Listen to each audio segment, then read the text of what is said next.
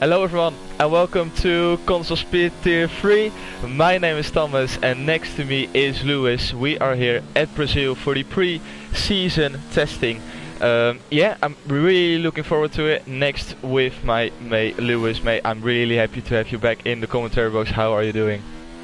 Yeah, boy, we are back, and it's great to be back, and great to have the Tier 3 guys. Obviously, I think we should mention about obviously Dan and Matty Robbo, who have held this post since day one, the very first Tier 3 race, and they've done such a great job covering this tier. We've got the baton now. It's been passed, and really looking forward to it. Yeah, 100%. For you guys wondering, what are we doing today? It's just a 45-minute practice session, just to make sure everyone gets used to each other on track, and everyone watching from home gets used to the drivers we're gonna compete against each other next season. You guys can get used to the commentators, me and Lewis, just to see what is going on, and just going to discuss the calendar, the teams we're gonna be challenging for the championship, probably, you never know, of course, and just all those kind of things. So that's what we're gonna be doing for the remaining 40 minutes. Yeah, that's it. So I've got my iPad sorted now, so it's the advantage of having a few work bits home. But in terms of the field, we've got an interesting mix. I feel like this season, we had a little chat about it before we went on air. I think hopefully this season, we've always had a Tier 3 where the top guys are a step ahead. Hopefully this season we might be really our closest Tier 3 in terms of battling for the championship.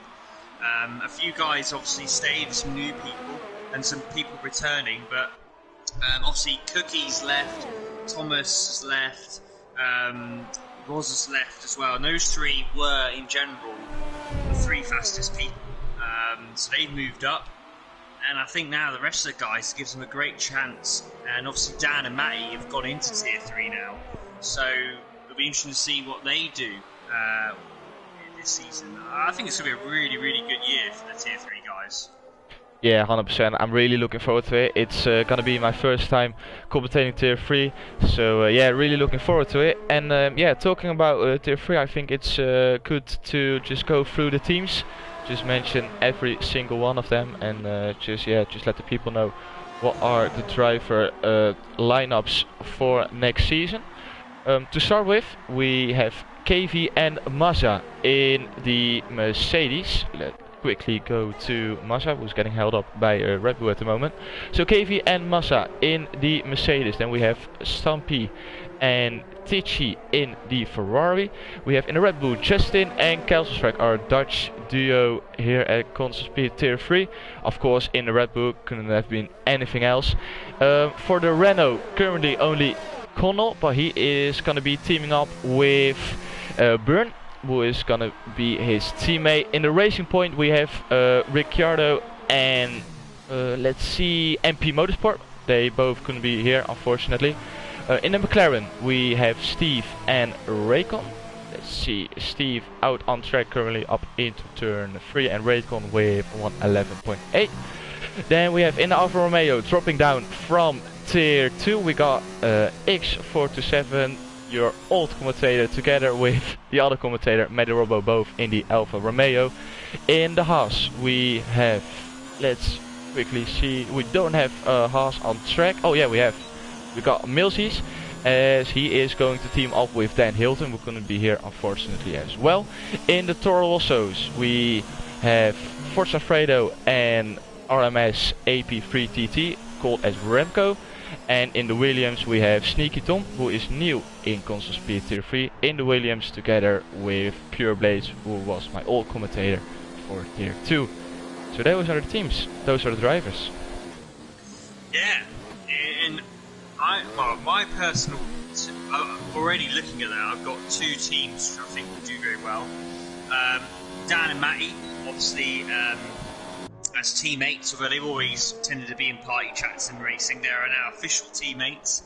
I think in Tier 3 they'll work very well. Matty's really come along. I felt in the last season in Tier 2, the end of the last few races, Matty turned a corner and pace-wise, and it's really pretty good. And obviously got that P3 in Brazil, that fantastic P3.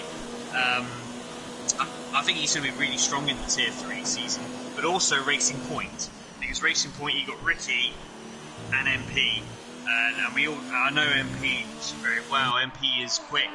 He's always had the pace. For him, it's always just been a case of avoiding cutting corners. Yeah. That's what it is most of the time. Yeah, definitely. Yeah, I think you're really that prediction is really correct with those two teams. But I don't think we can rule out the Mercedes as well, because yeah, KV who has won a race last season. So yeah, I think he is on to maybe challenge for the championship as well. You never know. I got disconnected for some reason. Oh, that's brilliant. Yeah, I know. I don't know. I think you sent me 2 invites. I'll see if I can get back in again. Yeah, you did. That's cool. Join now. Hopefully it won't. I think I should be able to spectate. But yeah, I think those two teams to look out for. I think they'll be good.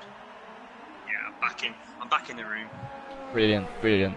So yeah, now we've done the commentators and the drivers. I think it's time to really discuss a little bit about the calendar, because of the new game coming out, sort of expected through halfway through this year. You never know now with the coronavirus and everything going on if that still is going to be the case, but we predict it's going to be the sort of around the time that it did last season. So because of that, we have a little bit of a shorter season.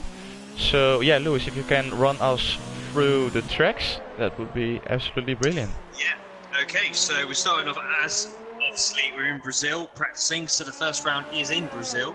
That is next week, 13th of April. Following that, we go into a classic, a Baku. Always fireworks in Baku. I'm great that this track is included in the calendar because it is a must. It is a unique, crazy race. And then Austria, third round. Austria is DRS Train Central, another fun short track again. Then we go to Silverstone on the 4th of May. Canada, Montreal, 11th of May. US, Circuit of Americas. So back-to-back North American events. Germany, it's not on the calendar in the real F1, but it still is in Contest of Speed. Hungary then kicks off summer. The 1st of June in Hungary. Italy, the Temple of Speed, a week later. And then the final 3 races, we've got the Classic Spa, Singapore, the Challenge of Singapore, that long race that it is, and then Japan, Suzuka, finishing off the season. Yeah, all the way through some brilliant tracks on the calendar. There's just not a single track that I don't like. So yeah, hopefully that's gonna produce some brilliant racing. They were all voted, weren't they? They were voted by us, by the people, and that was our shortlist. So yeah, it'll be good. Yeah. We just wanted to make sure that everyone had the impact to choose what were going to be the tracks for the season, because it wouldn't be a full calendar season. We just wanted to make sure that everyone had their favorite tracks in. So yeah, this is the calendar, and yeah, it's hopefully gonna give us a really interesting championship. I think, looking at the tracks, Brazil is not really a track where you can overtake. It's not really providing the most amount of overtakes. Of course, you have got the start-finish straight, which is very long. Steve is going on to start-finish straight now, and you got it after the Senna S's. But other than that, I don't think it will produce a lot of overtaking. Although we saw last season with Tier 2 with the weather that it could spice some things up. So yeah, just don't rule that one out. Azerbaijan, Baku, like you said, it's always mayhem at Baku. It's brilliant. Yeah, it's just, you would think Monaco would be the track where you'd have more accidents, and obviously Monaco isn't included in this calendar this season, but Monaco, actually everyone's very sensible because I think it might be because it's not a fast track, so it's easier and you're on maximum downforce. I think another reason why Baku's so tricky is you have to run low downforce because of the long straight. So you've got these, particularly in the end of the second sector, these really narrow sections, and the car is very loose because you need it to be loose for the straights.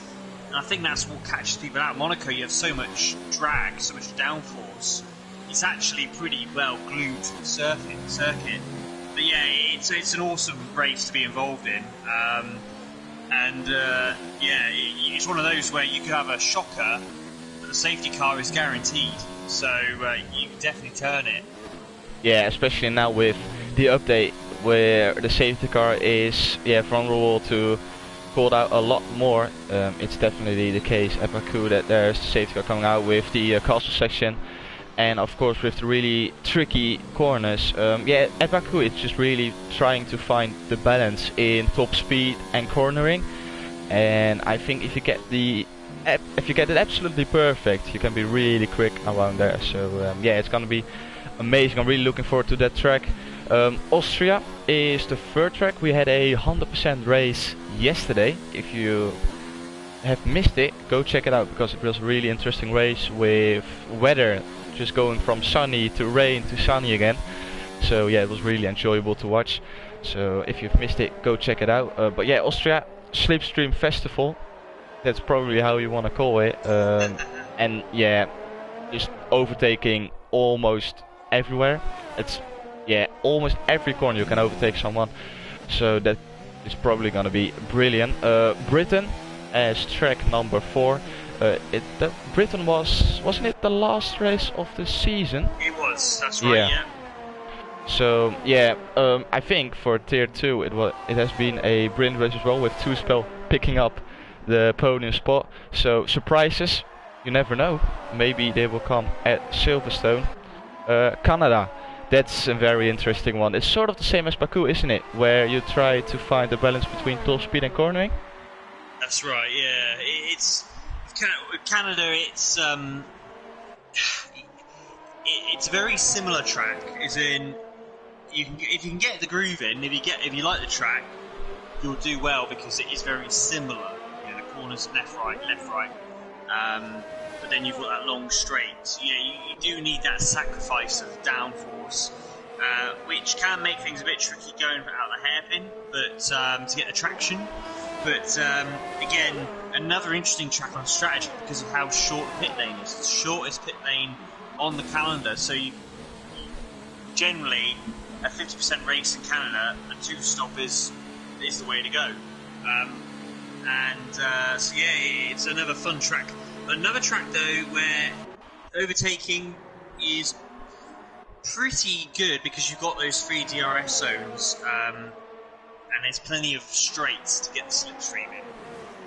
Yeah, 100%. Yeah, it really provides overtaking as well. And just like you said, it's one of those tracks where really a 2-stop can actually work, because normally during those 50% races, that's where you just want to make one stop at maximum to make sure you get the best track position.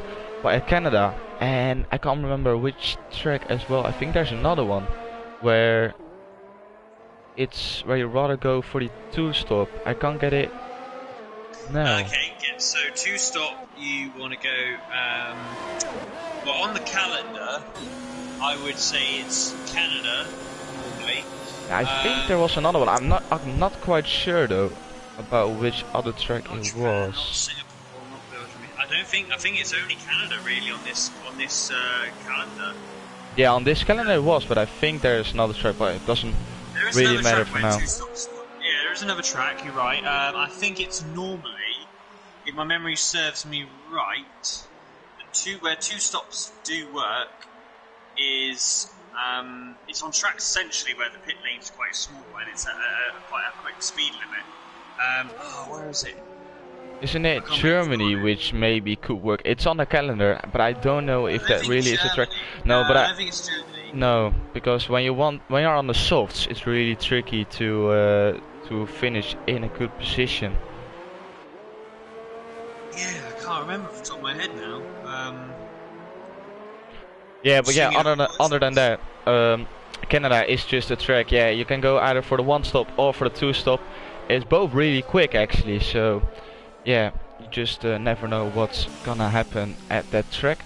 Going on to the calendar, we have USA, so very long track, and just completely different to Canada. That's really a track where you want to go for the one stop. You don't want to make two stops. Yes. Really straightforward one stop, just no surprises at all.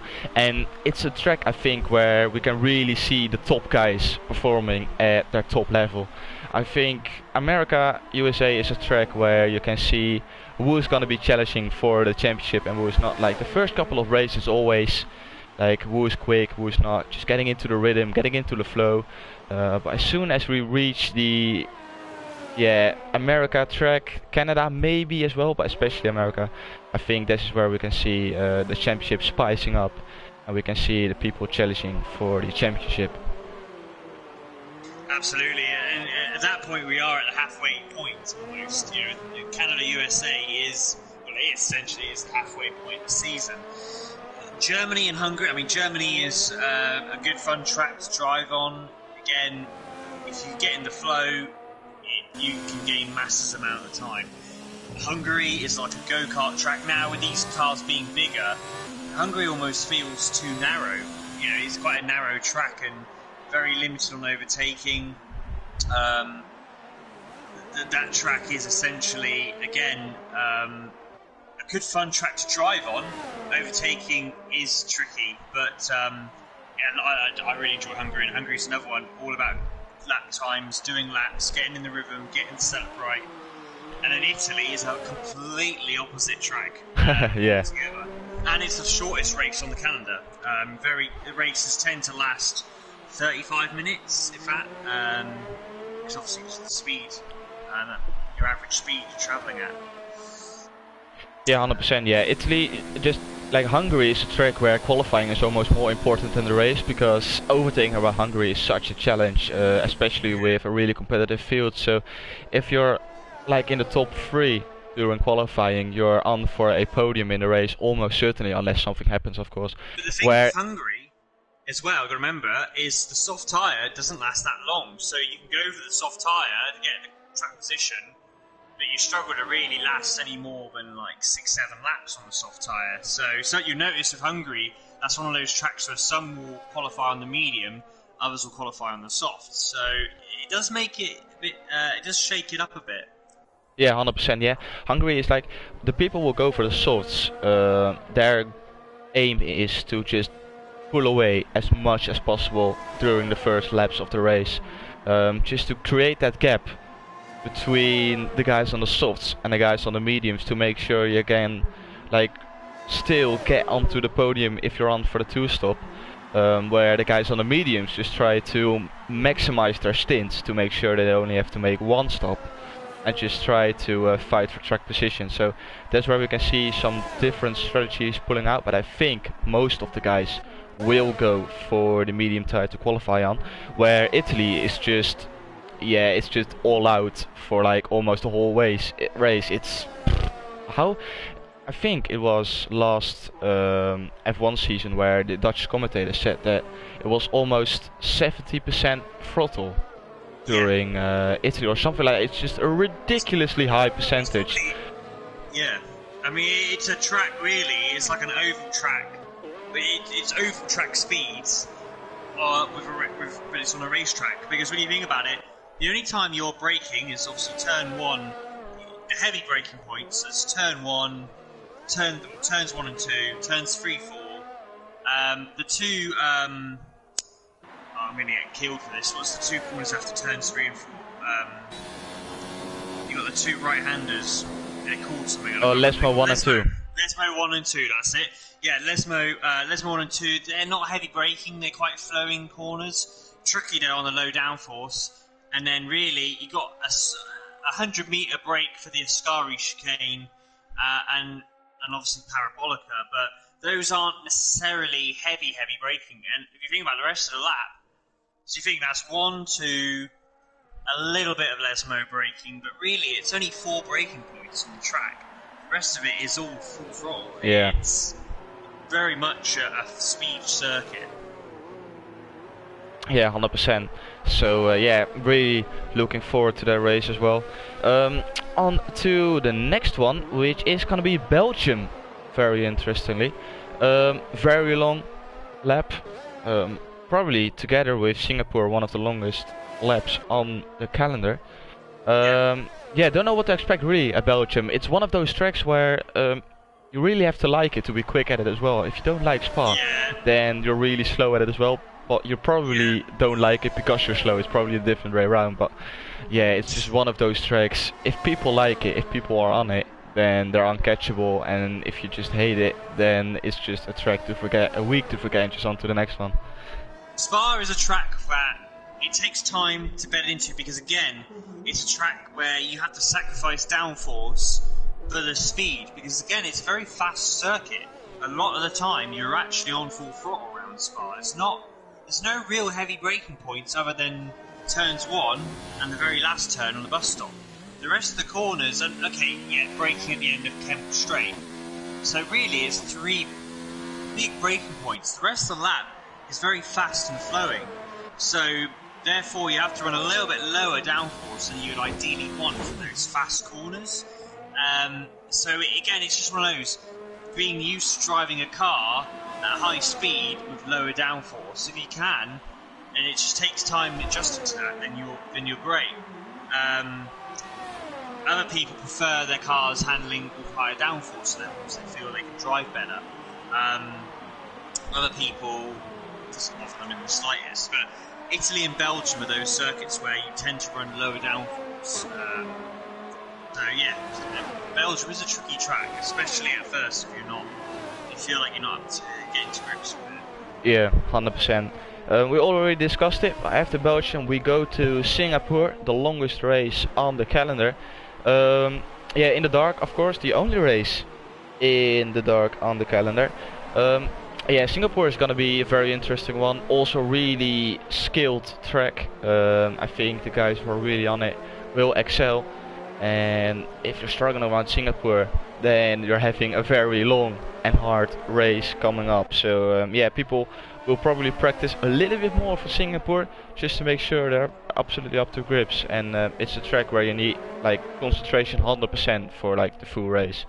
So yeah, that's definitely going to be an interesting one. And on to the last race of the season, which is going to be Japan, which is going to be probably a very interesting end of the championship. I hope it's still going to be, well, the championship still has to be decided on the last day.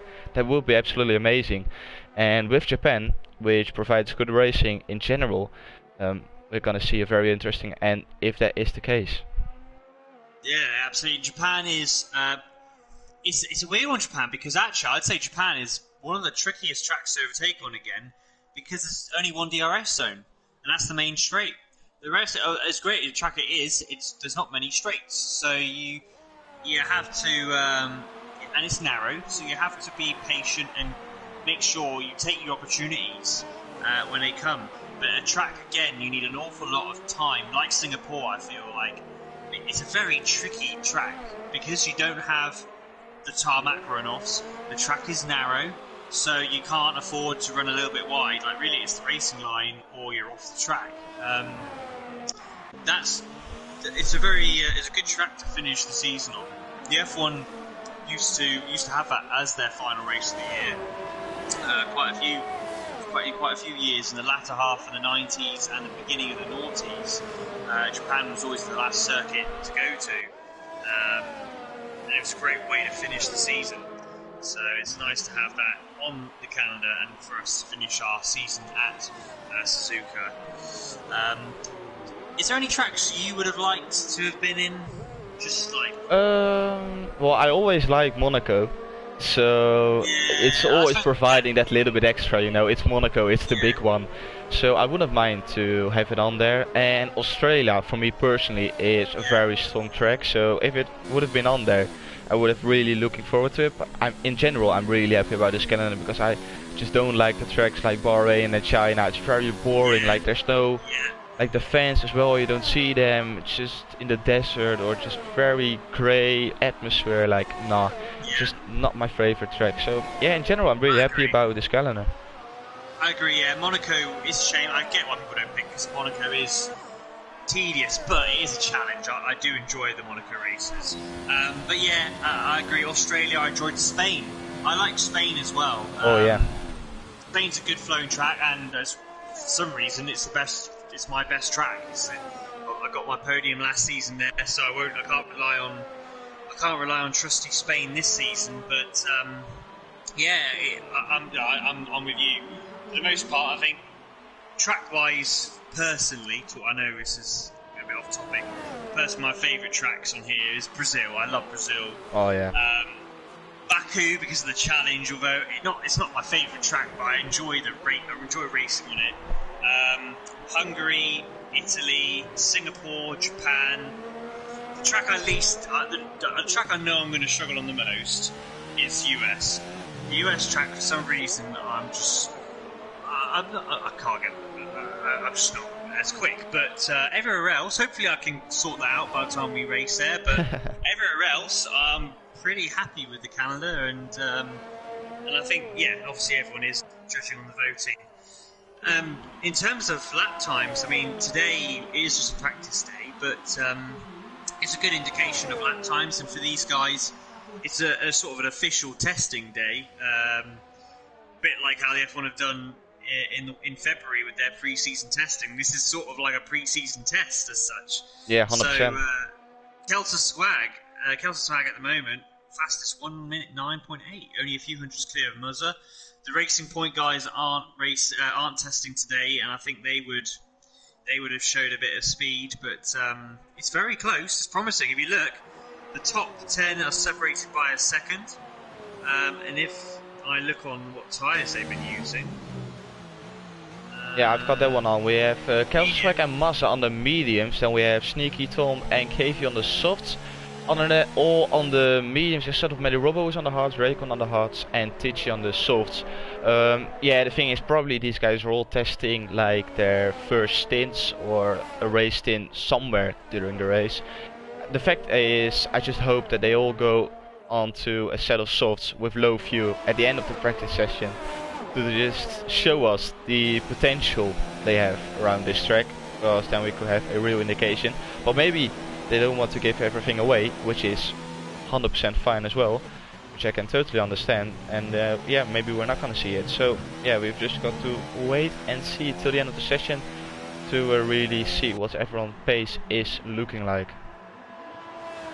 Absolutely, but it's good. It's good.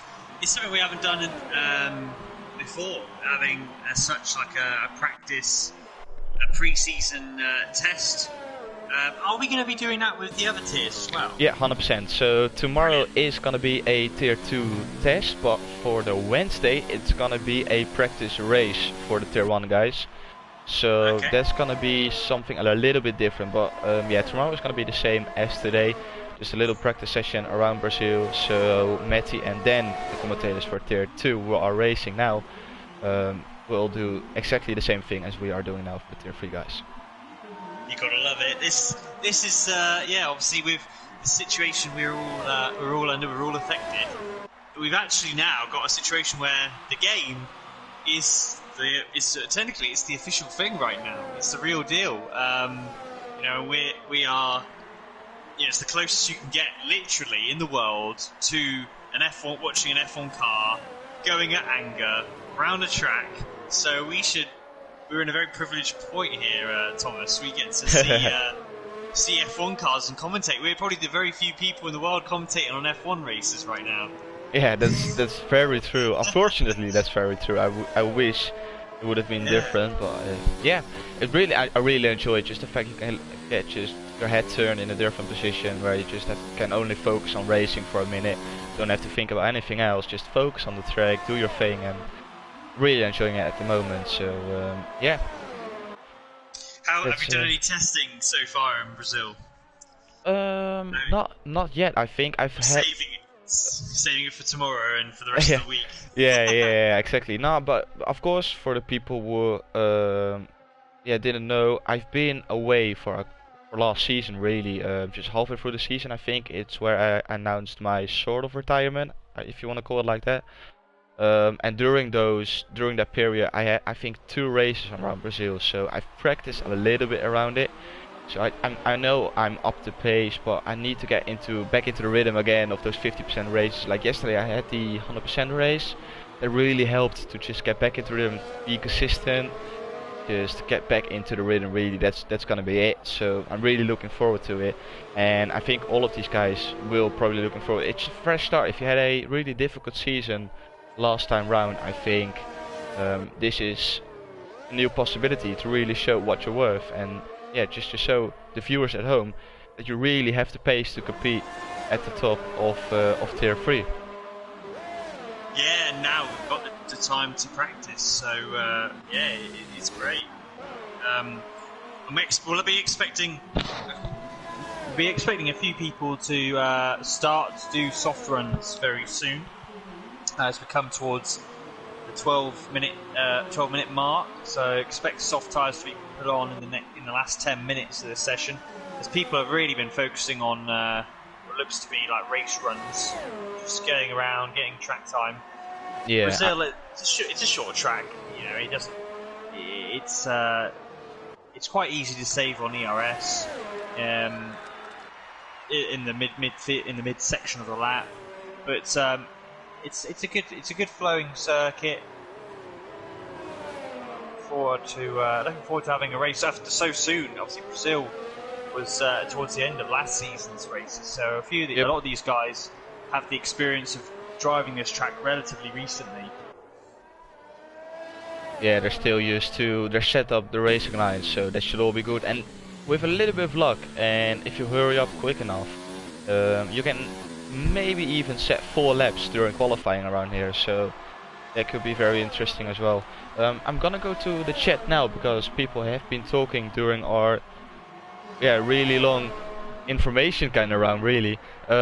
We have Robert saying 2 things. He said, could it be that they bring out an update with Sanford and Vietnam instead of the new game, as they have had no way to judge which team is fast and which not? And I think that's a really good comment, because maybe they're not even gonna release a full game because they don't know anything about the new season. Maybe just gonna bring out a massive update with some new tracks. And following on to that one, he said, talking about new tracks, I wish Codemasters would add some tracks that have been on other F1 calendars, such as Turkey, Malaysia, Imola, South Africa or Brands Hatch, and that would be absolutely amazing. Those classic tracks. I don't know which Formula 1 game it was, but one Formula 1 game had the classic tracks on it. Yeah, and quite a few classic tracks. Unfortunately, they say the problem is with Codemasters, they're not quite as big of a, they're not a big like these you see in other games, and I think they had the issue of getting the copyright or the licenses for those tracks, and then investing the time in making those tracks and making so they focus on the cars, haven't they? They've kept the classic cars now. Maybe down the line they might introduce the classic circuits again, but they had Estoril. I remember they had Jerez. What other tracks did they have? I think they had.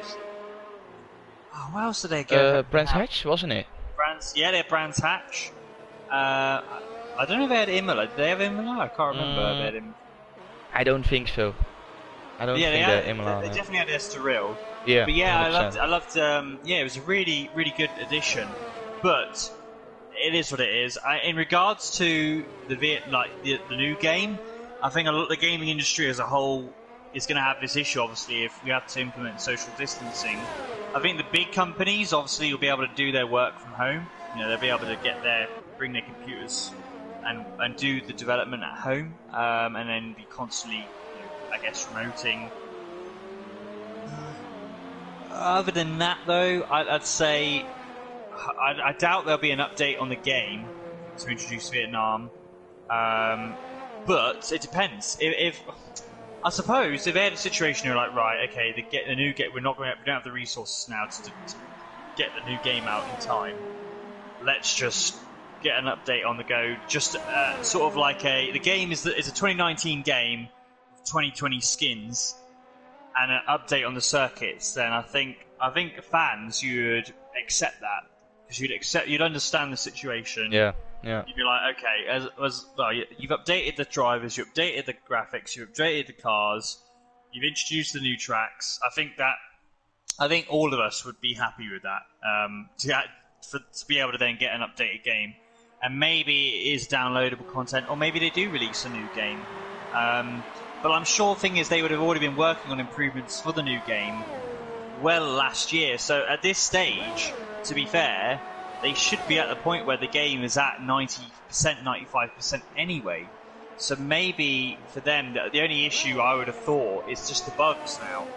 So fortunately, because this whole situation's occurred in March, you think this game came out in, what was it, June? Yeah, I think it was, something like that. So you think now, like, they must have been very close to bringing out betas for people to try out. That must have been in the next month or so. So they must be very close to the completed game anyway. So I think there will be a 2020 game. I think it will be later than June now. I think it'll most probably be August again, unfortunately. It's a shame because I know they've been trying to get it earlier. But unless there's news of the F1 game in the next few weeks, I would be surprised if it would come out earlier than June. Yeah, especially now with all the things going on in the world. I think it's really hard to just release something. Because there's no one working on it, I think, at the moment. Probably not. I can imagine Codemasters. Yeah, maybe there's a few people able to work from home, but but they are probably going to be fixing servers and those kind of things to just make sure that this game keeps on running instead of focusing on the next game. Because what Robert said as well is you don't know the performances from the teams. Like of course, you got like the pre-season testing. So you sort of know what are going to be the quick teams, but then as well, pre-season testing, what does it say? Not really anything, knowing F1 the last couple of years. So they can either go from this game, the performances from this game, but I think they will. I think they'll go from this game. It's understandable, and then once the 2020 season, if it does get going, then they'll be able to update it. I don't think that's the end of the world to bring out a game if F1 hasn't started and the game comes out. I don't think it's the end of the world to put the form on last year. I think that would be understandable. Yeah, true. Cookie is in the chat as well. He said, very weird to watch everyone racing where I was racing with instead of being involved. Yeah, I can imagine that one. Cookie now, of course, Tier 3 championship winner, now is going to be driving for or in Tier 1 next season. So a big step for Cookie. And I can assume that's really weird for you to see all those guys out on track in Europe just at home watching. Yeah, weird stuff, but yeah, Cookie is on for a really big step, and hopefully for him he's gonna do a brilliant job. But I can understand it's very weird to watch all those guys out on track. Yeah, I've been there, Cookie. When you move up, it is you sort of have a look on your old opponents, and but obviously you got a tough challenge this season with Tier 1 boys, and hopefully Tier 1 will, well, it should be, because we've got some really good drivers that have come up from Tier 2 and Tier 3 through Cookie. I think Tier 1 will be cracking this year as well. All three tiers should this year be really, really good. Matty Robbo has decided not to do a lap on the soft tyre in the end. Maybe he had a bad lap or he cut a corner, so I'm guessing he's going to put on fresh softs. A few people now fitted, or everyone pretty much apart from Dan and Raidcon have fitted softs now. So people are looking to do the quali runs now, the quali simulations. Yeah, I think so as well. Yeah, we already have some people who did their best laps on the softs already. So it's all gonna start now. As Steve retired, so yeah, he's not gonna go again. It's the case now. Do you want to give everything away in the first day of testing, or are you gonna keep it? Are you gonna keep the cards close to your chest and just wait till the season officially starts next week? So Sneaky Tom is in P4. He's on the soft tyre now. Robert is in the chat, and he knows this is a very interesting topic now. So with Cookie driving in Tier 1 and Thomas in Tier 2, does that mean Cookie is now a superior driver compared to Thomas? Cookie is, No. yeah, he already said yes. I knew he was gonna agree with it. Yeah, I don't agree with it, but No, fair I enough. don't agree. Go I ahead, don't listen to it. Cookie, bang on. Cookie just looked good. I think Cookie looked good in Tier 3, but I think Cookie's going to get absolutely smashed in Tier 1. I really do. Oh. And I can imagine him now going beep, beep, beep, beep, beep, beep, beep, beep. But nah, I'm joking. I think if Cookie can get P12, he'll be happy with that. I think this season, if he can finish 12th, I think he'll be chuffed to bits for Tier 1. I'm joking, obviously. Yeah, he's talking about last race from yesterday, but I made 3 more pit stops than him. So yeah, that's not gonna count, mate. That's not gonna count. Nah. Racer, Steve is in the chat as well. He says seriously impressive times from Medi, KV and Mazza. So yeah, what low 1 minute 9s? That is good pace, really. That's really good. I mean, even getting 1 minute, mid 1 minute 9s, 1 minute 4, 1 minute 3s. That tends to be what I'm able to do. So 1 minute 9.1.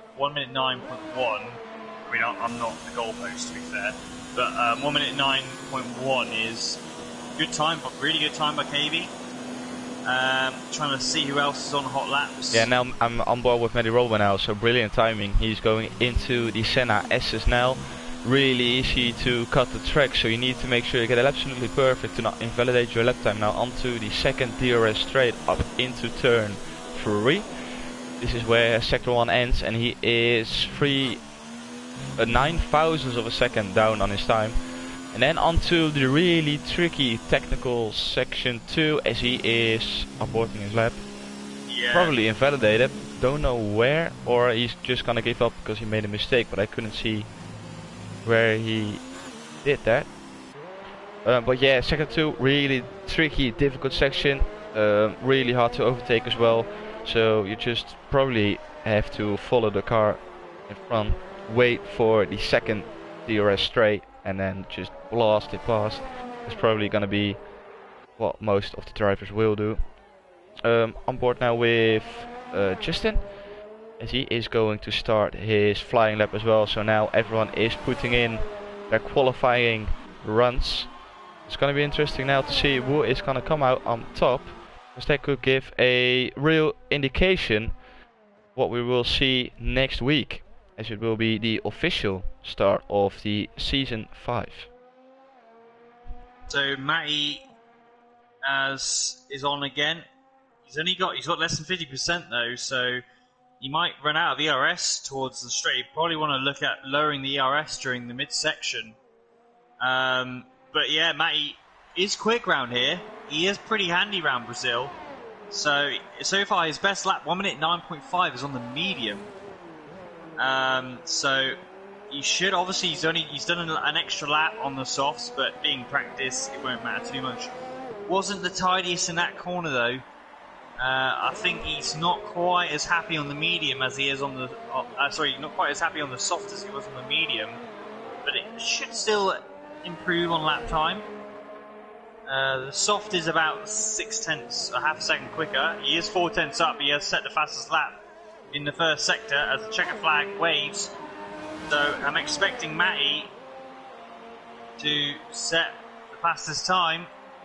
KV improved, and Medi improves as well. Oh, it's so close, but not quite. Is Mazza gonna improve? He's near us with 0, so I don't think he is. No, I think that's going to be it really on those lap times. Going to Tichy, he's coming up to the line, puts it in P10, and Dan is out on track as well. Coming up into sector 2 now, difficult section for him to navigate. Is he gonna be able to put in a quick lap time? Is it gonna be anywhere near his teammate? That's gonna be the question as well. Erasmus 5, he's pushing all the way through. And will it be enough? He was 400s up in the first sector, and he's only 800s up on his previous best in the second sector.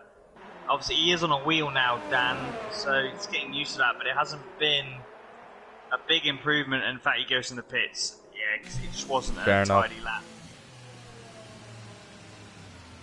So with that, it rounds off the practice session for today. You know what? Fair play. The Mercedes boys look pretty good. 1-2 in testing. 1 minute 9 point. But top three separated by just 300ths. Not even 300ths. 200ths. So close.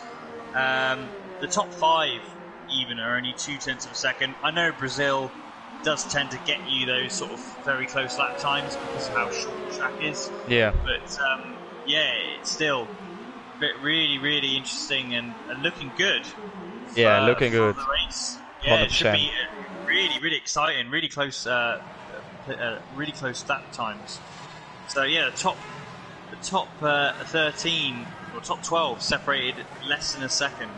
Less than a second. Really looking forward to the start of next season. So yeah, make sure you tune in next week for the start of season 5 tier 3. Make sure you tune in tomorrow for the pre-season testing of tier 2, on Wednesday tier 1, and on the Thursday the American tier. Lewis, thank you for joining. It was a pleasure. Yeah.